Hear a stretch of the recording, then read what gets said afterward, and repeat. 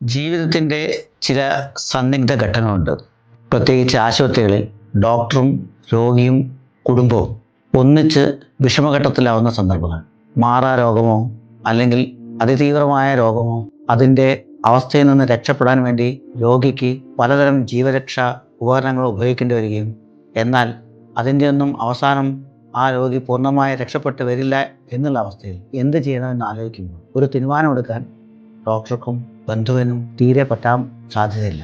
രോഗിക്കാണെങ്കിൽ തൻ്റെ വിചാരങ്ങൾ പ്രകടിപ്പിക്കാൻ അയാൾ വെന്റിലേറ്ററിലോ അല്ലെങ്കിൽ അബോധാവസ്ഥയിലോ ആയിരിക്കാം. ഇത്തരം സന്ദർഭങ്ങളിൽ എന്ത് ചെയ്യും എന്നതിന് നമ്മൾ ഉപയോഗിക്കുന്ന 2018 സുപ്രീം കോടതി അനുവദിച്ചിട്ടുള്ള ലിവിങ് വിൽ അഥവാ അഡ്വാൻസ് മെഡിക്കൽ ഡയറക്റ്റീവ്, അത് ഇത്തരം രോഗികൾക്ക് എങ്ങനെ ഉപയോഗിക്കാം, അതിൽ എത്ര ശരിയുണ്ട്, എന്തെല്ലാം എത്തിക്കൽ പ്രശ്നങ്ങളുണ്ട്, ഇതിനെക്കുറിച്ചെല്ലാം നമുക്കൊന്ന് ചർച്ച ചെയ്യാം. 2026 ജനുവരി 18 JDT കൺവെൻഷൻ സെൻറ്ററിൽ വെച്ച് നമ്മൾ എല്ലാവരും കൂടി ഒന്ന് ചിരിക്കുകയാണ്.